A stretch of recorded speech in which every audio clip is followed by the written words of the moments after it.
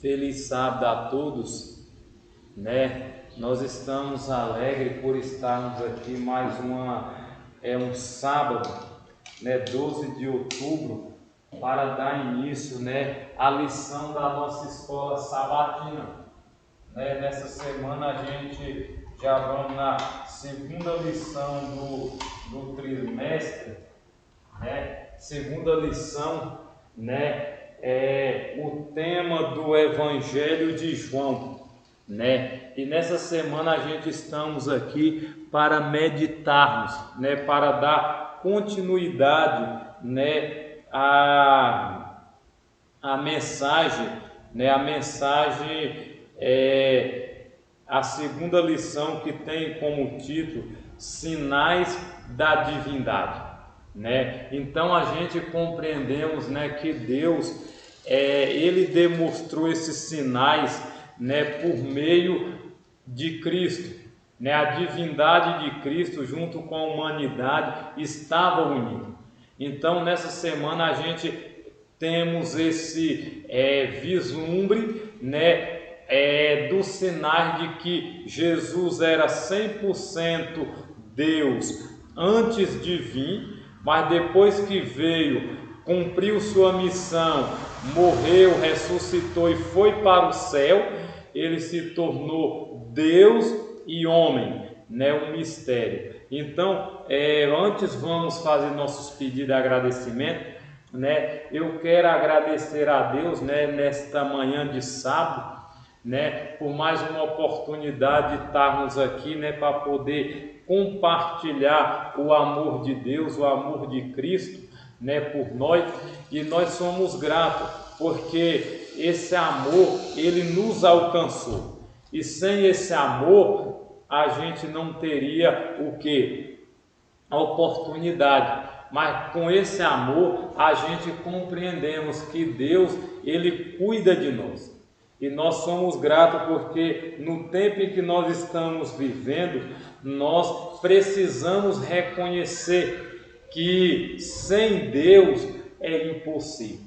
Um mundo difícil, um mundo de dor, de sofrimento, de tragédia, de corrupção, de idolatria. E é um mundo que a gente precisa nos voltar para Deus de corpo, alma e mente. Chore, sacerdote, ministro, perante o altar e clama: poupa o teu povo, ó Senhor.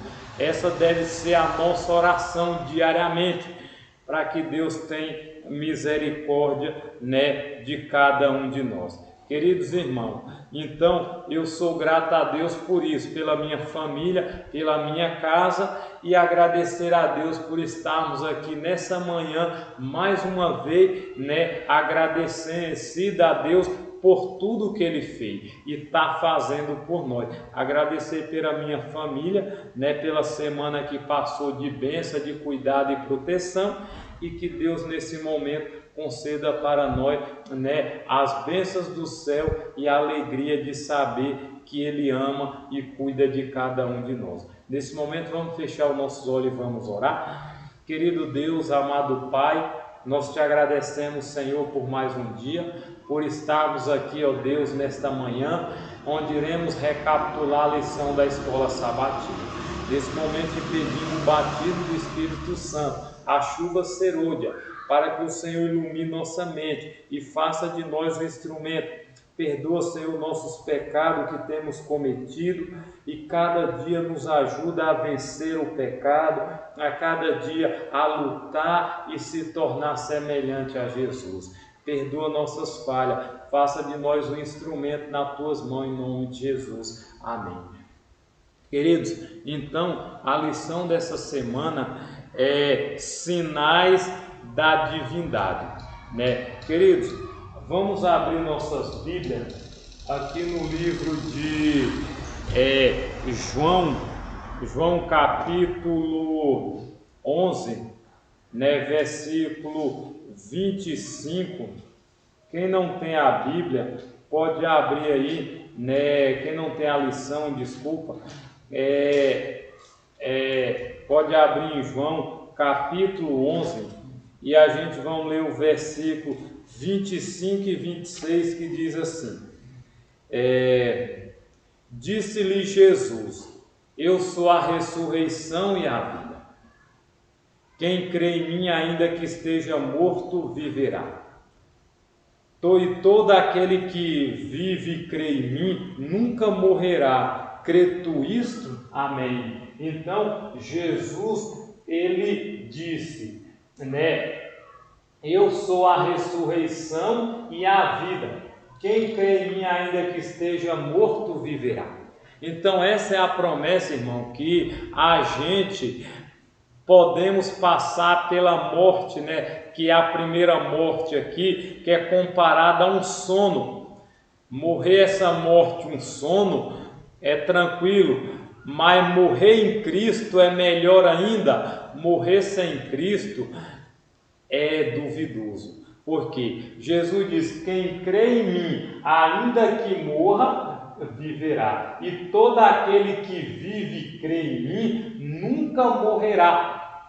Porque nós vamos morrer, mas vamos ressuscitar. Um sono é só um sono, a morte é um sono, mas ressuscitaremos para estar com Jesus. Então, na parte aqui de sábado, diz assim: a Bíblia deixa claro que Jesus Cristo é o Filho eterno, um com o Pai, não criado e não derivado. Jesus é aquele que criou tudo o que existe, João 1, de 1 a 3. Assim o Filho sempre existiu.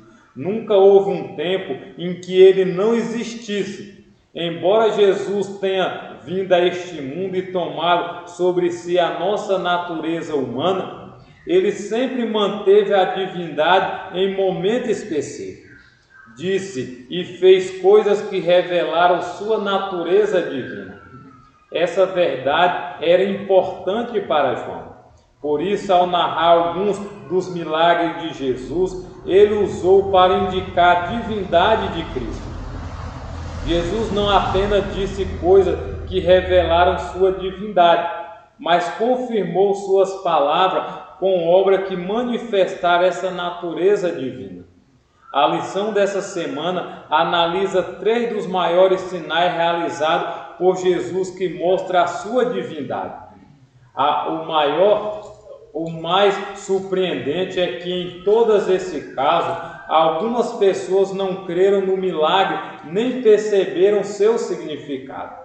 Após o milagre, alguns se afastaram de Jesus, outros aumentaram a cegueira espiritual e outros começaram a planejar a morte de Jesus.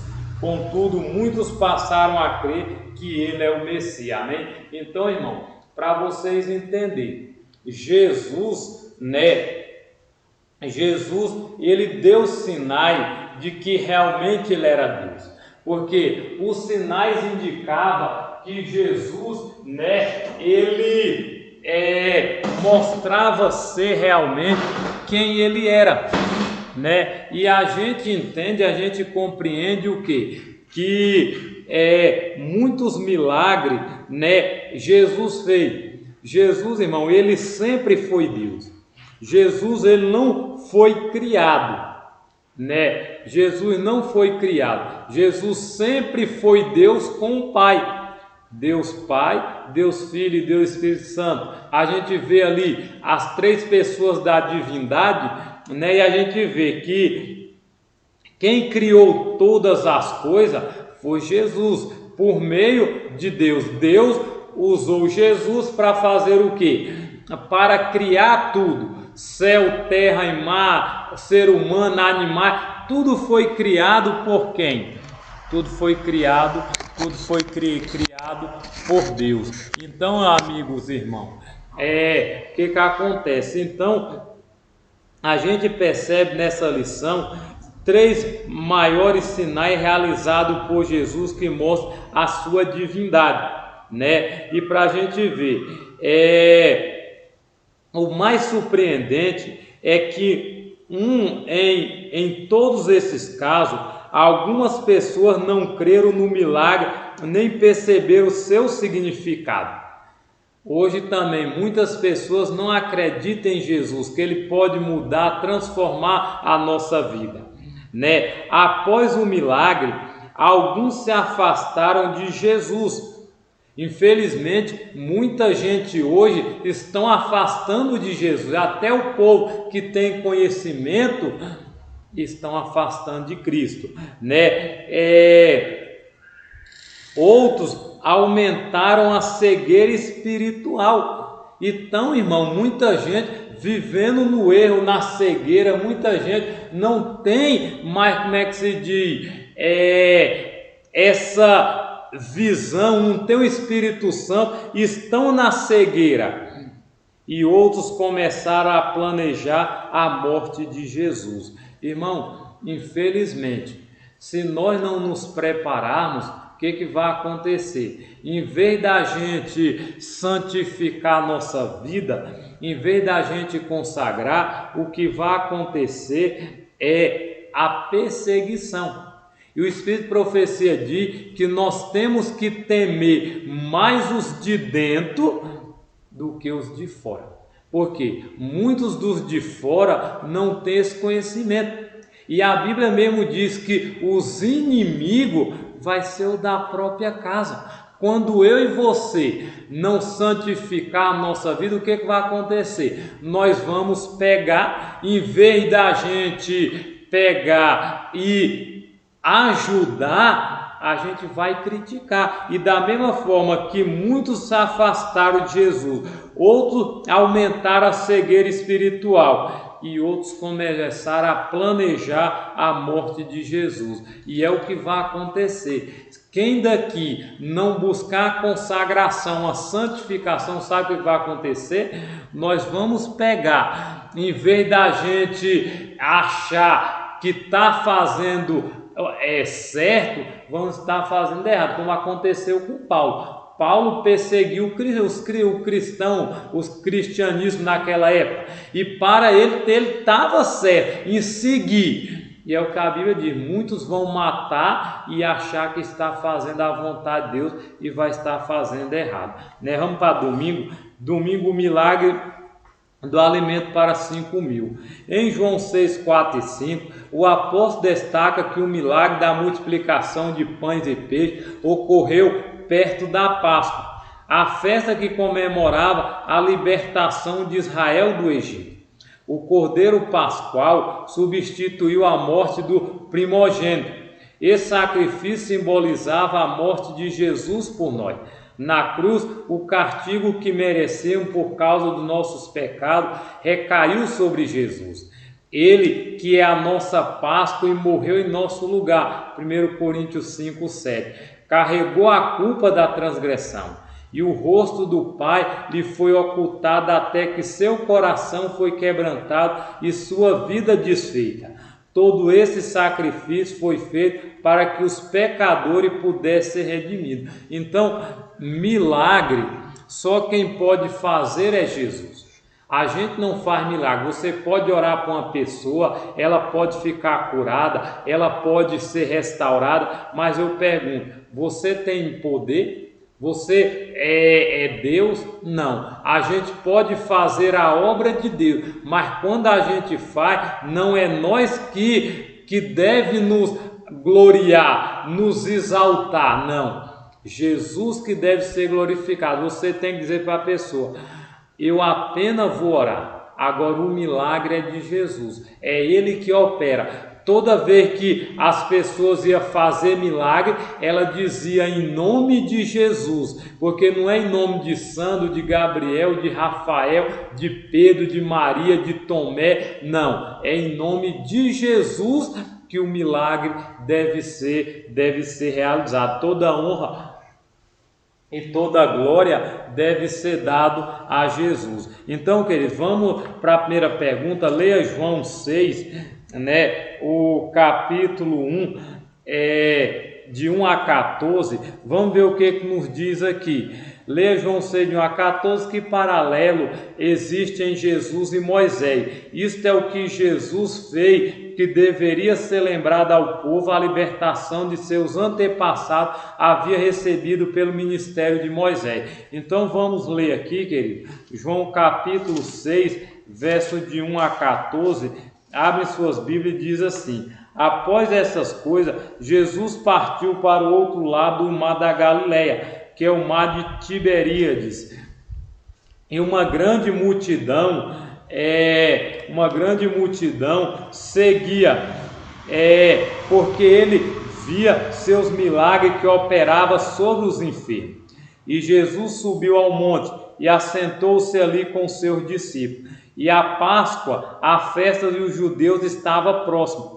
Então Jesus, levantando os seus olhos e vendo que uma grande multidão vinha até ele, disse a Filipe: onde nós compraremos pão para que este possa comer? Mas dizia isso para pôr à prova, porque ele bem sabia o que ia fazer. Filipe respondeu-lhe 200 denários de pão são suficientes para que cada um deles tome um pouco. Um dos seus discípulos, André, irmão de Simão, disse-lhe: está aqui um rapaz que tem 5 pães de cevada e 2 pequenos peixes, mas o que é isso para tanto? E disse Jesus: fazer os homens se assentarem. E havia muita grama naquele lugar. Assim os homens se sentaram em número de aproximadamente 5.000. Jesus tomou o pão e, havendo dado graça a ele, distribuiu para os discípulos, e os discípulos para o que estava assentado, e do mesmo modo os peixes quando eles queriam. E quando estava saciado, ele disse aos seus discípulos: recolheu os pedaços que sobraram para que nada se perca. E recolheram, pois encheram 12 cestos de pedaços, 5 pães de cevada, que sobejaram o que havia comido. Então, vendo aquele homem o milagre de Jesus tinha feito, dizia: este é verdadeiramente o profeta que devia vir ao mundo.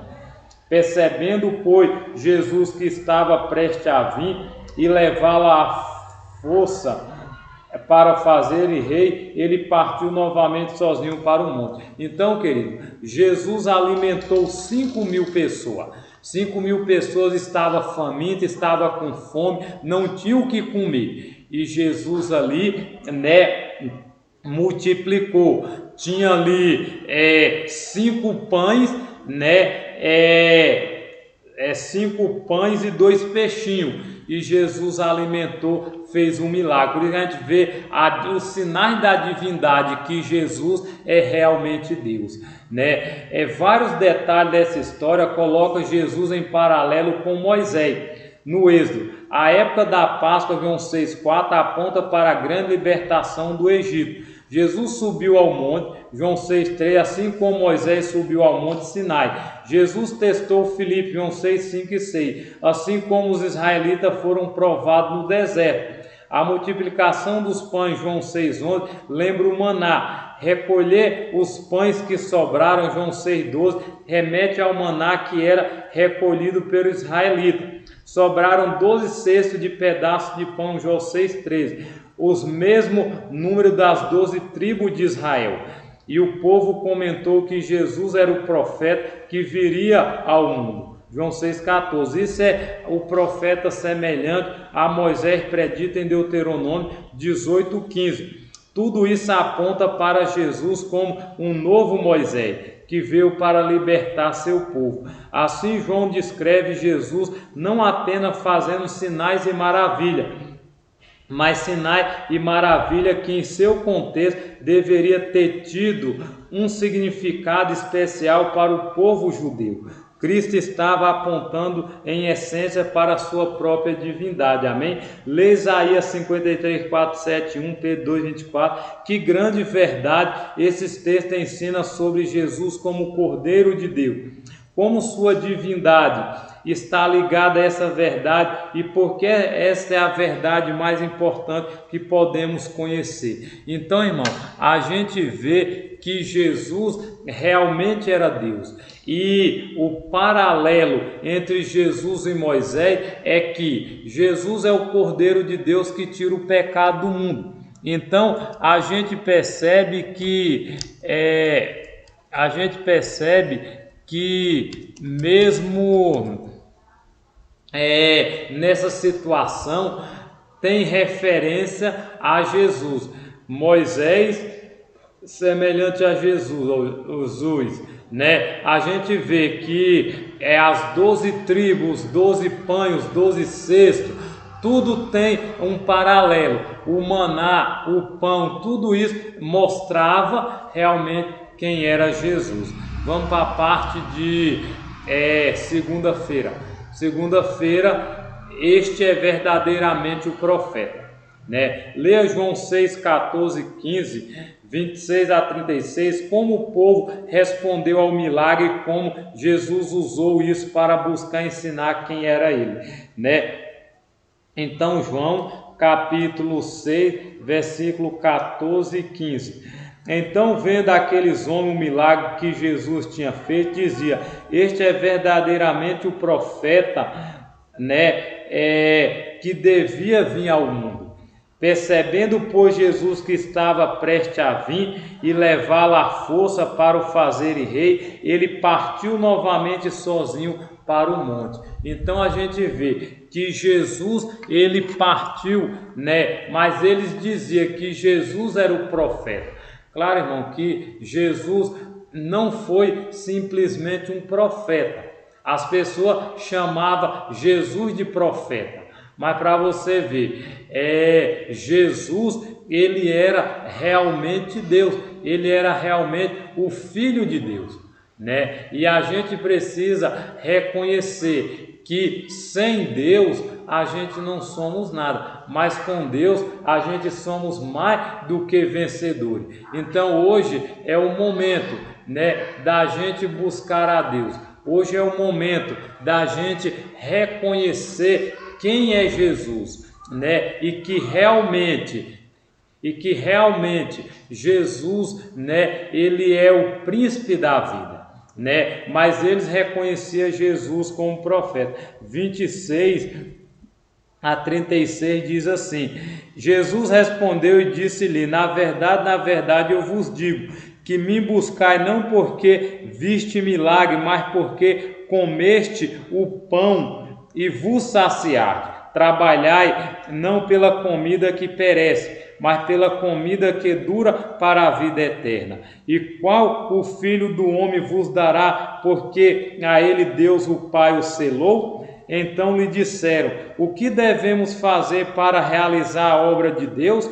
E Jesus respondeu e disse-lhe: esta é a obra de Deus, que creiai naquele que ele enviou. Disseram-lhe, pois, que sinais, pois, fazer tu para que vejamos e creiamos em ti? O que tu opera? Nossos pais comeram maná no deserto, como está escrito: deu a comer o pão do céu. Então Jesus lhe disse: na verdade eu vos digo, Moisés não vos deu o pão do céu, mas meu Pai que dá o verdadeiro pão do céu, porque o pão de Deus é aquele que desce do céu e dá vida ao mundo. Então disseram-lhe: Senhor, dá-nos sempre deste pão. Jesus lhe disse: eu sou o pão da vida. Aquele que vem a mim nunca terá fome, quem crê em mim não terá sede. Mas eu vos digo que vós também me tendes visto, mas não crede. Então, as pessoas queriam um profeta, alguém que saciasse a sua fome, sua sede, seus problemas, mas não queria mudar de vida. Irmão, e hoje nós temos que ter cuidado, né? Para que a gente não queira Jesus só por milagre, só para ele fazer suprir nossas necessidades, mas temos que reconhecer ele realmente como Deus, né? Os judeus esperavam um Messias terrestre que o libertaria da opressão do Império Romano. Duas dificuldades: uma guerra, não alimentar as tropas e cuidar dos feridos e mortos. Com seus milagres, Jesus mostrou que era capaz de fazer ambas as coisas. Mas não foi para isso que Jesus veio ao mundo.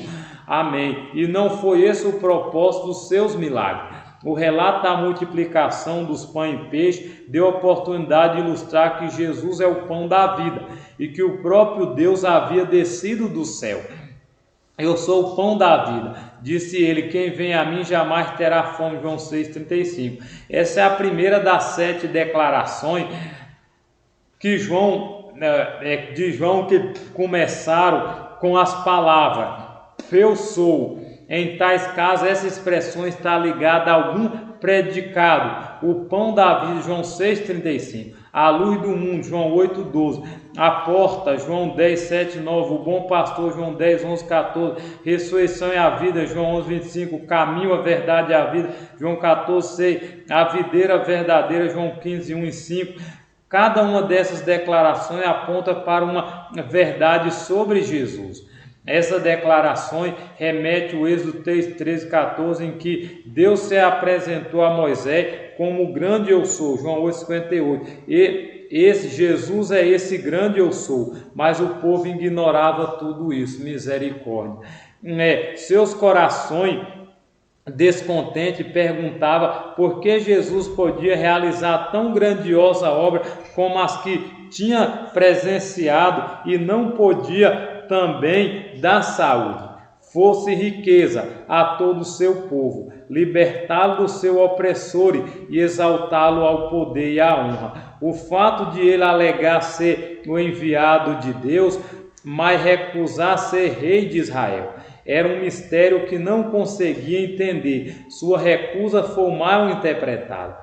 Muitos concluíram que não ousava afirmar seus direitos, porque ele próprio duvidava do divino caráter de sua missão. Abriram a mente à incredulidade, e a semente que Satanás lançaram deu fruto segundo a sua espécie, na forma de incompreensão e decepção. Ellen White das Nações. Eles procuravam os benefícios materiais em vez da verdade que permanece para a vida eterna. Essa é uma armadilha na qual podemos cair se não tomarmos cuidado. Como evitar ser capturado pelas coisas materiais em detrimento espirituais? Então, irmão, nós devemos ter cuidado, para não só querer Jesus e achar que Jesus vai fazer tudo e eu posso viver no erro, no pecado de toda maneira. E não é bem assim. Terça-feira, a cura do cego, parte 1. Leia João 9, de 1 a 16, o que os discípulos achavam ser a causa da cegueira daquele homem e como Jesus corrigiu essa crença falsa. Vamos ler aqui João capítulo 9, versículo de 1 a 16, diz assim: E quando Jesus passou, viu um homem que era cego de nascença, e seus discípulos lhe perguntaram, dizendo: Mestre, quem pecou para que esse nascesse cego, este homem ou seus pais? Jesus respondeu: Nem estes homens pecou, nem seus pais, mas para que nele se manifestasse as obras de Deus. Eu devo fazer as obras daquele que me enviou enquanto é dia. A noite vem, quando nenhum homem pode trabalhar. Amém. Enquanto estou no mundo, sou a luz do mundo, sou a luz do mundo, Jesus disse. Tendo dito isto, cuspiu na terra e fez lama com a saliva, e ungiu os olhos dos homens cegos com a lama. Disse-lhe: vai, lava-te no tanque de Siloé, que significado enviado. Portanto, ele foi no seu caminho, lavou-se e voltou vendo. Portanto, os vizinhos, aqueles que antes tinham visto que ele era cego, disseram: não é este aquele que estava assentado mendigando? Alguns diziam: este é ele. Outros diziam: parece-se com ele. Mas ele dizia: eu sou ele. Dizia-lhe, portanto: como foram abertos os teus olhos? Ele respondeu e disse: um homem chamado Jesus fez lama e ungiu os meus olhos, e disse-me: vai ao tanque de Siloé e lava-te. Tendo ido e me lavado, eu recebi a visão. Disseram-lhe então: onde está ele? Ele disse: eu não sei. Eles levaram os fariseus, aqueles antes que era cego, e era esse o dia de Shabat, quando Jesus fez lama e lhe abriu os olhos. Então, querido, para você ver, Jesus, curou este cego. Este cego era um cego de nascença. né? E o que os discípulos achavam ser a causa da cegueira daquele homem e como Jesus corrigiu essas crenças falsas. Para a gente entender, Jesus, né? Ele fez esse milagre. Jesus fez esse milagre. Então a Bíblia relata o quê? Que eles achavam que as pessoas que eram cegos, elas tinham uma maldição. Olha o que diz aqui, ó. Os discípulos estabeleceram uma ligação entre doença e pecado. Várias passagens do Antigo Testamento apontam nessa direção, compare com Êxodo 25. Mas a história de Jó deverá mostrar que isso nem sempre é verdadeiro. Jesus esclarece a questão, não negando alguma ligação entre pecado e sofrimento, mas nesse caso apontando para um propósito mais elevado de que Deus seria glorificado pela cura. Amém. O relato contém certa afinidade com a história da criação. Por exemplo, Deus formou o primeiro homem do pó da terra, Gênesis 2:7. Assim como Jesus fez lama para dar ao cego o que lhe faltava desde o nascimento. O barro, né, o pó. Em Mateus, Marcos e Lucas, a história dos milagres segue um padrão comum, uma expressão do problema, a condução do indivíduo a Jesus, a cura e o reconhecimento da cura acompanhado de louvor a Deus. Na história de João 9, essa sequência é completada em João 9:7, mas como geralmente acontece no Evangelho de João, o significado do milagre torna-se um tema de debate bem mais amplo, levando a um longo diálogo entre homem e curando e os líderes religiosos. Essa discussão gira em torno de dois pares de conceitos que estão relacionados e são contrastados: pecado, obra de Deus, e cegueira, visão. E só em João 9,14 que é narrado, conta ao leitor que Jesus fez essa cura no sábado e que, segundo a tradição e não segundo a Bíblia, violava o mandamento. E assim os fariseus consideraram Jesus como transgressor do sábado. A conclusão dele foi de que ele não vinha de Deus, porque supostamente, ele sabe, está na parte terça-feira, supostamente não guardava o sábado, João 9,16, mas outras pessoas acharam inquietamente que um pecador pudesse fazer sinais como aquele. A discussão estava longe de terminar, mas já surgiu uma divisão. O cego ficava cada vez mais cônscio de quem é Jesus, mas o líder religioso cada vez mais confuso e cego quanto à sua verdadeira identidade. Então, irmão,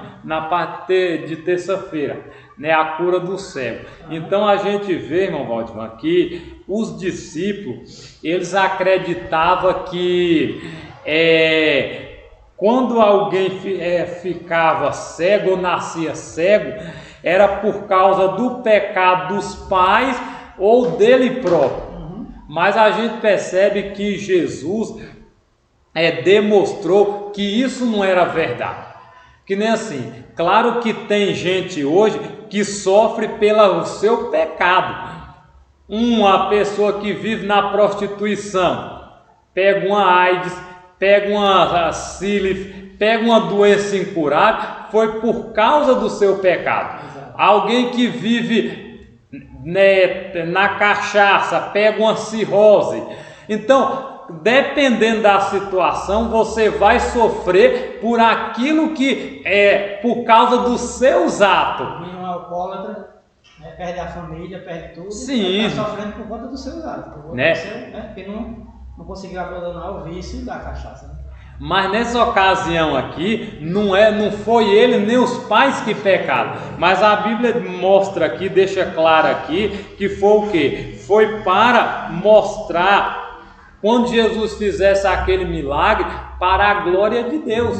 né? A glória de Deus que seria glorificado naquele milagre. Mas eles achavam não, que era por causa de pecado que eles tinham cometido, né? Exatamente. E ainda por cima tem a questão do sábado, né? Sim. A questão que é engraçado que eles ficaram tão cegos que a todo tempo eles interrogavam o cego. O cego chegou a dizer, ué, você não já sabe, vocês querem ser discípulos dele? Aí eles pegaram lá, é engraçado aquela parte que ele disse, seja tu. Né? Não eu, né? Então, para a gente ver que ele, assim, através do milagre, ele pôde demonstrar, ele disse, não, esse homem é um pecador. Aí ele disse, como é que um pecador pode abrir os olhos de um cego? Exatamente, ele diz, né, ele relata um pouco que o cego percebeu, reconhecendo o poder de Deus. Ele disse, olha, nós bem sabemos que nenhum profeta ninguém nunca conseguiu abrir os olhos de um cego de nascença.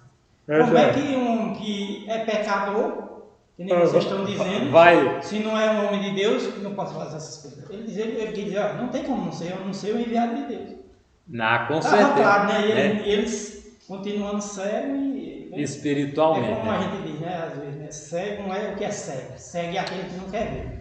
Ou seja, as coisas estavam acontecendo aos olhos deles, mas eles estavam se recusando a ver. Se recusando a aceitar, né? Verdade. Verdadeiramente a gente sabe que eles recusaram a aceitar Jesus. É como muitas pessoas hoje em dia estão vendo um milagre, estão vendo a graça de Deus, estão vendo a bênção de Deus, mas se recusam. Diz, não, mas é porque faz assim você também faz, e não sei o que, vindo um monte de desculpa.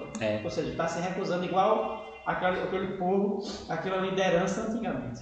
Se recusa a aceitar que é a intervenção de Deus, que é a mão de Deus, se recusa. Para você ver, como na parte de segunda falou, quando Jesus fazia o milagre, eles queriam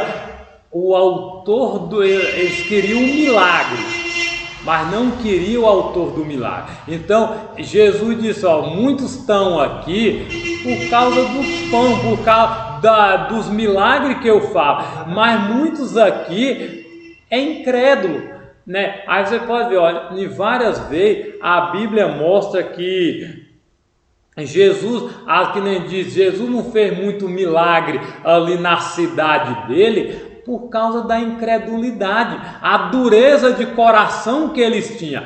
E os fariseus, eles usavam essas metáforas para lançar o povo que Jesus não era Deus, que Jesus não era o Filho de Deus, era uma pessoa qualquer. Ele dizia, não, nós somos discípulos de Moisés.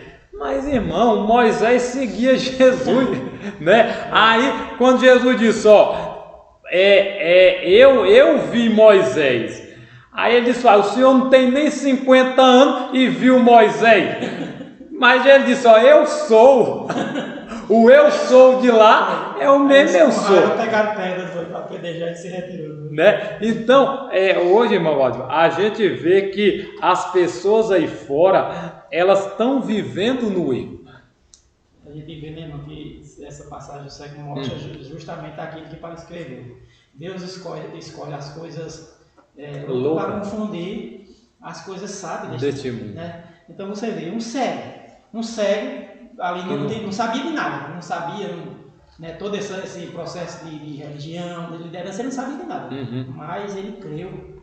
Acreditou. Simples, Deus usou uma coisa simples para confundir os sábios, eles que eram os bichão, né? Os líderes, os inteligentes, os estudados, vamos dizer aqui, os acadêmicos formados. Aí Deus pega uma pessoa lá, um pescador, né, um analfabeto, vamos dizer assim, para confundir aquele que sabe. Né? Verdade.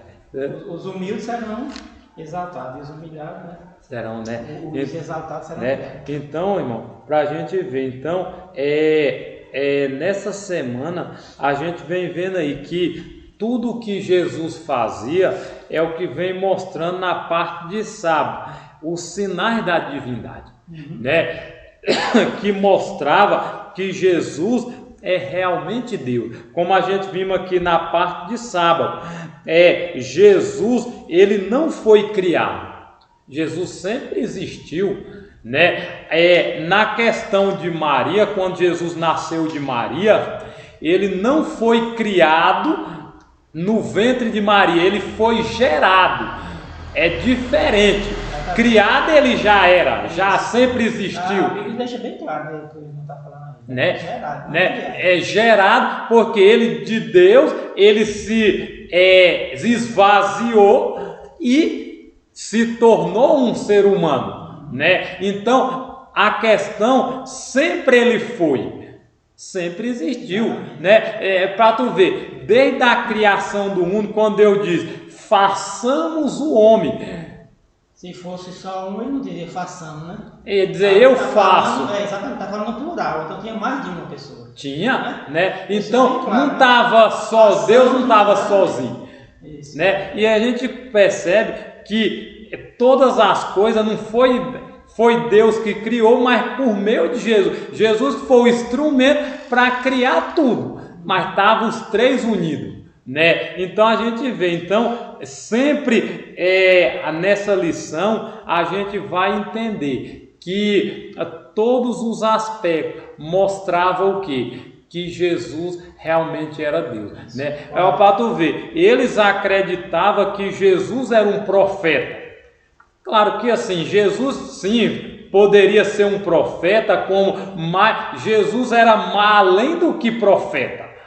Ele era o próprio Jesus, o Filho de Deus, ele é o nosso Salvador. Por isso, irmão, que hoje muita gente, como os testemunhos de Jeová, nós não estamos aqui criticando, mas ele não crê que Jesus é o Filho de Deus.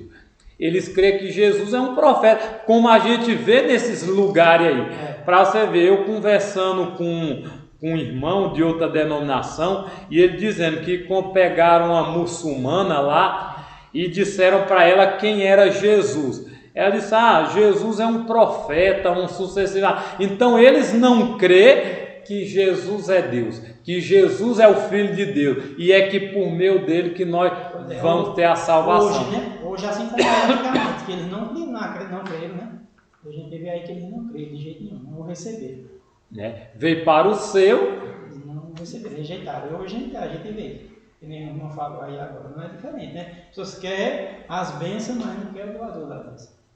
Não quer servir. Não quer servir, não quer se comprometer, não quer um compromisso, né? Não, quer só que Jesus, como fosse um duende, um mágico, que estou precisando. Você está com uma aliança, né? Tem uma aliança, um relacionamento com você. Então, mas só você é quem compra a parte, eu não. Então, aí eu só quero. Eu só quero vantagem, né? Eu só quero, como diz, só vem a nós, o nosso rei. O nosso rei nada. Então vamos para a parte de quarta-feira. Lê para a gente ir da quarta pergunta. A cura do cego, a parte 2. E perguntas os líderes fizeram e como o cego lhes respondeu. Lê para a gente João 9, 17 a 34. Que diz, vamos ver aqui o relato aqui desse cego aqui. O que foi que o cego respondeu para ele, né? A pergunta que eles fizeram, quem abriu os seus olhos, né?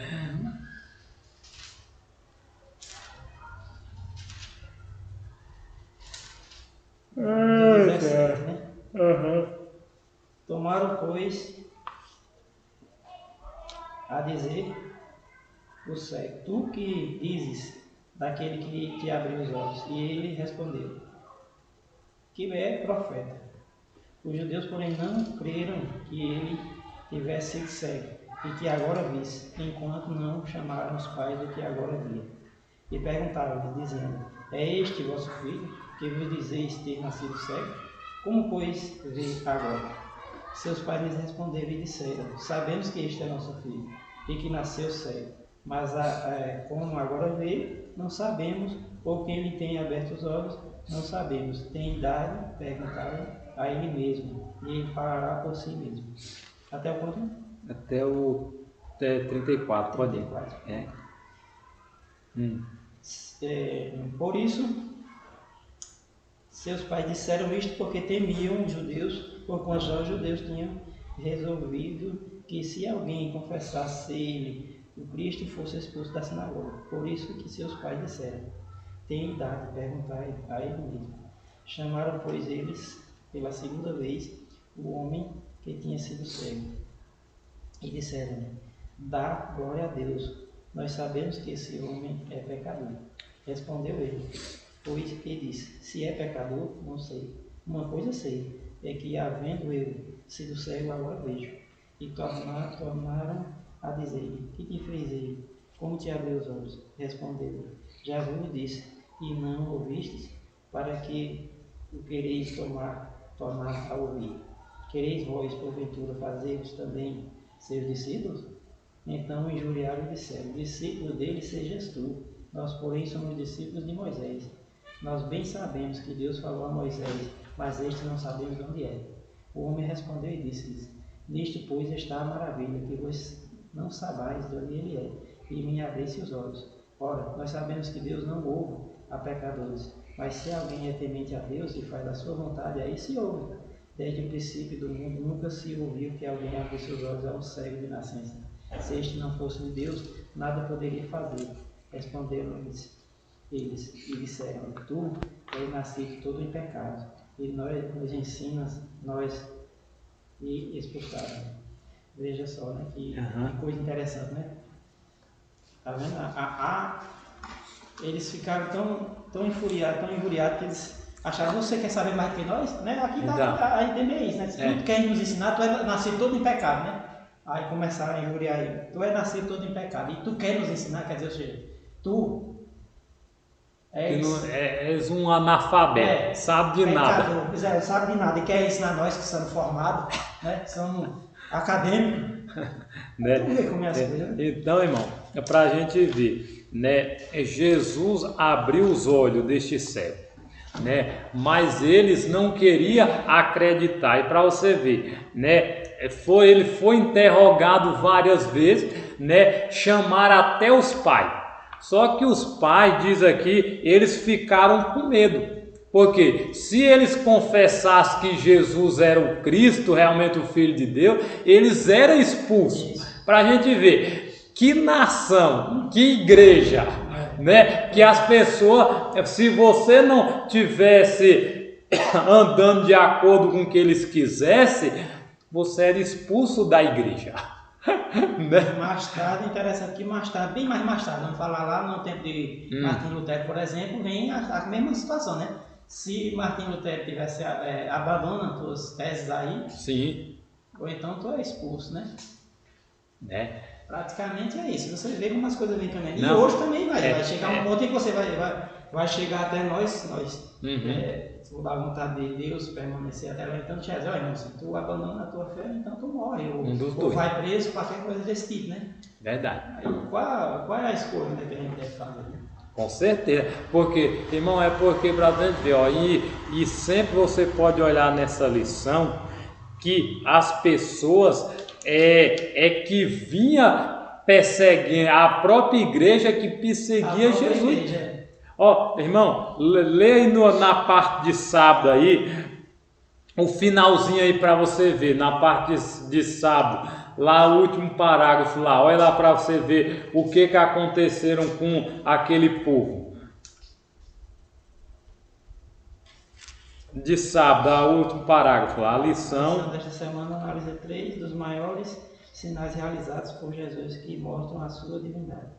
Os mais surpreendentes é que, em todos os casos, algumas pessoas não creram no milagre, nem perceberam seu significado.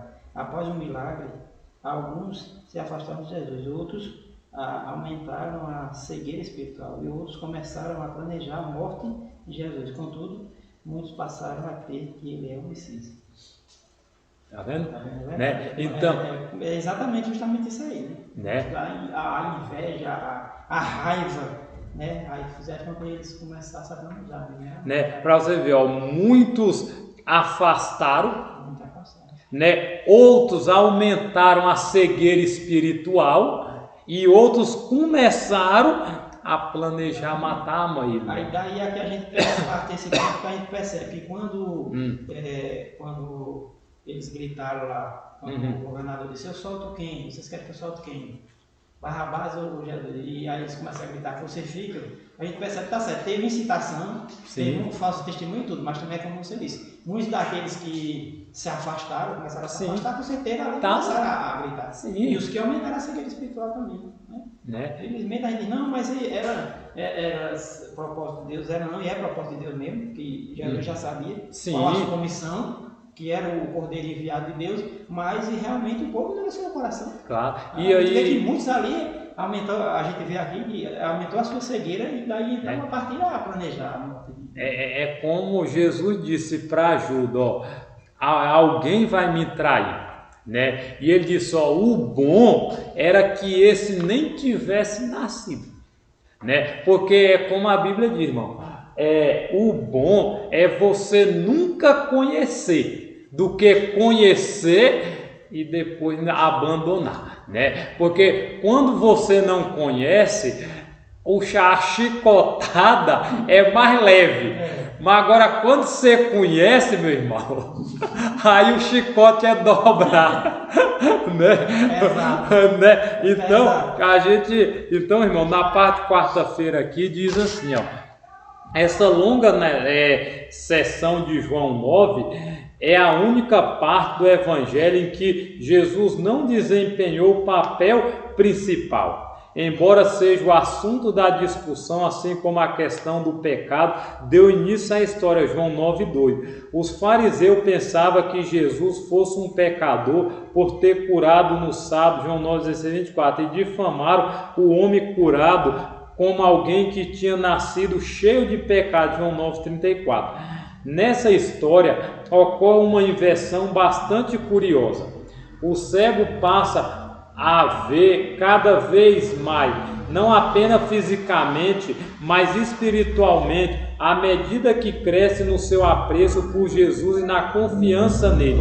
Os fariseus, por outro lado, tornam-se cada vez mais cegos em seu entendimento, primeiro ficando dividido a respeito de Jesus, João 9:16, depois sem saber de onde ele veio, João 9:29. Entretanto, o relato do milagre dá a João a oportunidade de dizer quem é Jesus. O tema dos sinais em João 9 se cruza em vários outros temas do Evangelho. João reafirma que Jesus é a luz do mundo, João 9:5. 8:21. A história também trata da origem misteriosa de Jesus. Quem é ele? De onde vem? Qual é a sua missão? João 9:12-29, João 1:14. A figura de Moisés mencionada em relato de milagre anterior também aparece nesse capítulo 9:28-29, João 5:45-46, 6:32. Por último, dá o tema da resposta da multidão. Algumas pessoas amam as trevas mais do que a luz, enquanto outras respondem com fé, João 9:16, 18:35, 41, 1:9:16, 3:16, 21, 6, 60, 71. A cegueira espiritual do líder religioso é assustadora, tá vendo? Um mendigo anti-cego declarou: desde que o mundo existe, jamais se ouviu que alguém tenha aberto os olhos de um cego de nascença. Se este homem não fosse de Deus, não poderia ter feito nada. João 9:32-33. No entanto, os guias espirituais da nação, que deveria ter sido os primeiros a reconhecer Jesus e aceitá-lo como Messias, diante de todas as evidências, não conseguiram enxergar essa realidade.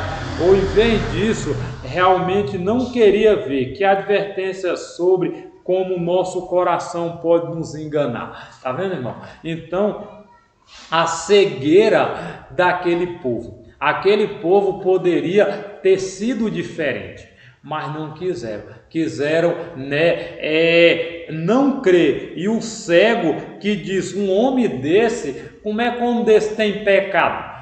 Até hoje ninguém viu que alguém abriu um cego, curou alguém cego na nascença, né? E Jesus fez um milagre.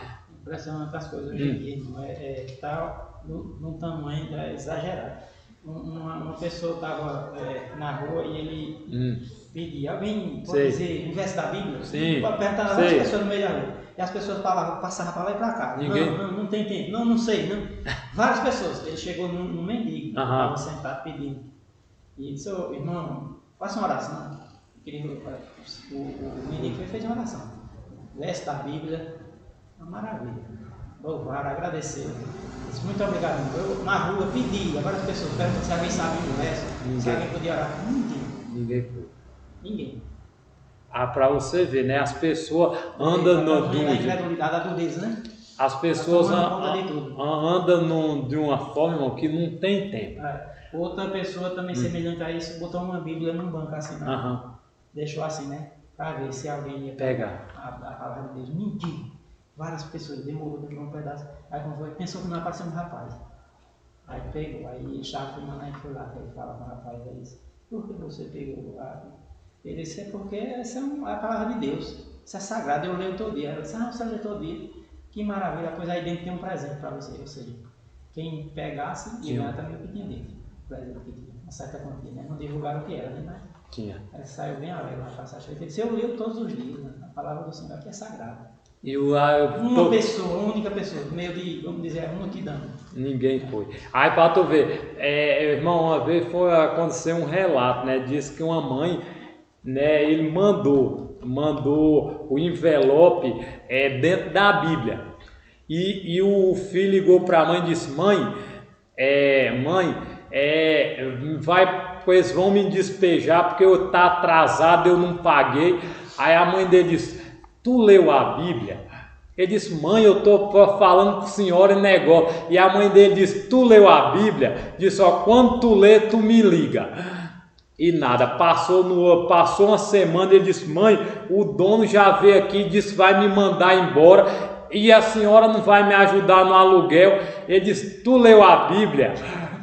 Ele disse, mãe, eu estou falando em negócio. Ele disse, quando tu lê? Aí quando foi um dia, acho que ele foi e pegou. Quando ele abriu a Bíblia, tinha 3 meses de aluguel dentro da Bíblia. A mãe tinha colocado, mas ele estava insistindo. Da mesma forma é hoje, irmão. Hoje a gente precisa, né, buscar a Deus. Infelizmente as pessoas não querem, as pessoas não têm tempo, né? As pessoas não endurece e chega um momento que é difícil. Então, Waldemar, para a gente concluir, vamos para a quinta-feira, ler aí. A ressurreição a pergunta 5. A pergunta 5 diz assim, João 38 a 44, que Jesus fez, que confirmou a sua reivindicação, não é isso? Jesus fez que confirmou a sua reivindicação. Então diz aqui, irmão, 38 diz, Jesus, pois novamente comovido em si mesmo, foi ao sepulcro. Era uma caverna e tinha uma pedra posta sobre ela. Disse-lhe, tirai a pedra. Marta, a irmã daquele que estava morto. E disse-lhe, Senhor, a essa altura ele cheira mal, porque está morto há 4 dias. Disse-lhe Jesus, eu não te disse que se tu creres verá a glória de Deus?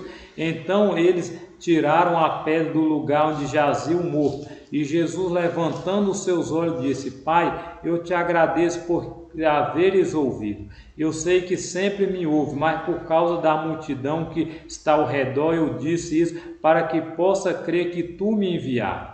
E tendo dito isso, clamou em alta voz, Lázaro, vem para fora. E saiu o que estiveram morto, amarrando os pés e as mãos com faixa, e sua face envolta em um lenço. E disse-lhe Jesus, desatai-o, deixai ir. Né? Então, Jesus fez outro milagre. Jesus esperou aproximadamente, irmão, 4 dias. Por quê? Para eles, se Jesus fosse no mesmo dia, eles diziam, não morreu. Como Jesus foi, a filha de Jairo morreu e Jesus foi no mesmo dia. Só que Jesus disse, a menina não morreu, ela dorme, que era o sono da morte, não é a morte eterna. Então, aí a mulher disse, o senhor não sabe que a gente conhece a morte? Jesus disse, vocês conhecem a morte, eu conheço a vida. Eu sou o autor da vida. E chegou lá e ressuscitou a menina. Da mesma forma, Jesus passou 4 dias para ir. Já estava em decomposição, já estava cheirando mal, como a irmã dele diz. Mas para quê? Quanto talvez maior talvez a situação, o milagre é maior, né? E Jesus demonstrou isso. E muita gente ali creram quando viu Jesus ressuscitando uma pessoa depois de 4 dias. Então, um grande milagre, né? Então, é o que Jesus fez que confirmou sua reivindicação, que realmente ele era Deus, a divindade de Jesus, né? Que quando ele veio nessa terra, antes dele vir, ele era Deus. Depois que ele veio, ele se tornou Deus e homem. E hoje lá no céu, ele também é Deus e homem ao mesmo tempo. Lê esse último parágrafo aí, Rogério. No entanto, quando chegamos ao final dessa história incrível, João 11:45 a 54, na qual muitos que creram, João 11:45, desenvolve-se uma ironia poderosa, mas triste. Jesus mostra que é capaz de trazer os mortos de volta à vida. E ainda assim, aquelas pessoas pensaram que conseguiriam deter, matando. Que exemplo das fragilidades humanas em contraste com a sabedoria e o poder de Deus, né? Quer dizer, eles vendo isso, realmente, né? Eles vendo o poder, que é né? Que poder, que tamanho, né?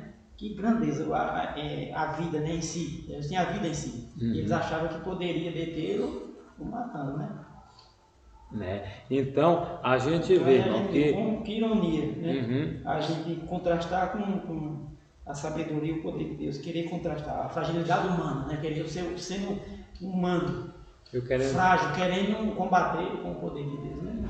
Impossível. Porque como é tão grande que se Deus não tivesse descido, baixado a sua glória, na forma de homem, quem era que suportaria? Ninguém. Porque Moisés, quando pediu para ver a face dele, que não podia. Então, por isso que ele teve que se rebaixar, se diminuir a frágil, a menoridade, a pequenez do homem. Porque de outra forma nós não suportaria. Não. Até porque a Bíblia diz que quando Jesus voltar, os pecadores vão correr para dizer que as rochas caem sobre nós, porque eles não vão poder suportar a glória. Então, da mesma forma, era se ele viesse em toda a sua glória, todo o seu poder. Qual é o pecado disso? Existir? Ninguém. Né? Então ele teve que se... Que Deus nos abençoe. Então, olha, a gente percebe que, infelizmente, Satanás ele estava por trás de tudo. Satanás, né, ele usou aqueles líderes para não reconhecer a divindade de Jesus. E hoje também nós temos que ter cuidado, né, para não só esperar os milagres, as coisas boas de Jesus, mas também mesmo nas lutas, nas dificuldades, confiar que Ele pode todas as coisas. Amém. Vamos orar? Ora para terminar. Santo Deus e Pai, obrigado, Senhor, pelas palavras, pelo estudo, a recapitulação das lições que vem nos mostrando quão misericordioso e quão grande é o Teu poder. Frente às lutas, frente aos desafios. Amém. E a gente às vezes cega espiritualmente, enfraquece na fé, achando que o inimigo tem mais poder. Mas obrigado, Senhor, porque a Tua palavra nos conforta, nos dá esperança, nos faz crer novamente e voltar àquela confiança incrível na Tua palavra, que restaura, que transforma, que dá vida, que traz luz em meio à escuridão, Senhor. Amém. Obrigado. Continua conosco também na segunda hora. Amém. Que possamos estar aqui novamente semana que vem, sábado, para juntos aqui compartilhar e aprender mais da Tua palavra. Amém. Obrigado por tudo em nome de Jesus. Amém. Irmão Sandro,